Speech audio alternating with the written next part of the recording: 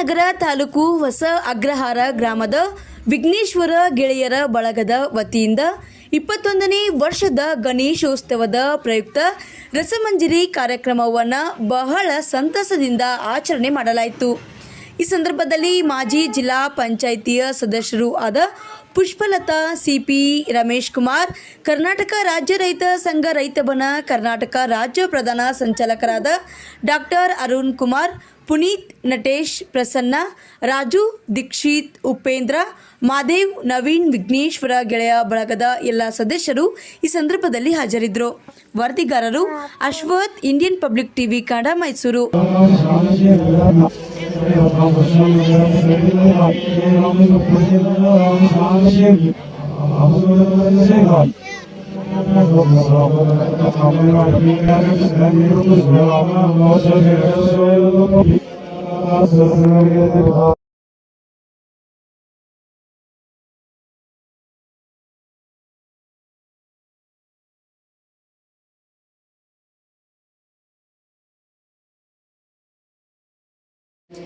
ವಿಘ್ನ ವಿನಾಶಕ ವಿಘ್ನೇಶ್ವರನ ಪೂಜೆಯನ್ನು ಬಹಳ ವಿಜೃಂಭಣೆಯಿಂದ ಆಚರಣೆ ಮಾಡಿದರೆ ಈ ಒಂದು ಕಾರ್ಯಕ್ರಮಕ್ಕೆ ಸಹಕರಿಸಿದ ವಿಘ್ನೇಶ್ವರ ಗೆಳೆಯರ ಬಳಗದ ಎಲ್ಲ ನನ್ನ ಪದಾಧಿಕಾರಿ ಸ್ನೇಹಿತರಿಗೆ ಹೃದಯಪೂರ್ವಕವಾದಂತಹ ಅಭಿನಂದನೆಗಳನ್ನು ಸಲ್ಲಿಸ್ತಾ 21ನೇ ವರ್ಷದ ಗಣೇಶೋತ್ಸವವನ್ನು ಬಹಳ ವಿಜೃಂಭಣೆಯಿಂದ ಅಚ್ಚುಕಟ್ಟಾಗಿ ಬಡಾವಣೆಯನ್ನು ಮಾಡ್ತಕ್ಕಂಥದ್ದು ಬಹಳ ಸಂತೋಷ. ಯಾವುದೇ ಸಂದರ್ಭದಲ್ಲೂ ಸಹ ವಿಘ್ನೇಶ್ವರನ ಆಶೀರ್ವಾದ, ವಿಘ್ನೇಶ್ವರ ಪೂಜೆ ಮಾಡಿ ಯಾವುದೇ ಒಂದು ಕೆಲಸ ಕಾರ್ಯಗಳನ್ನು ಶುರು ಮಾಡ್ತಾರೆ.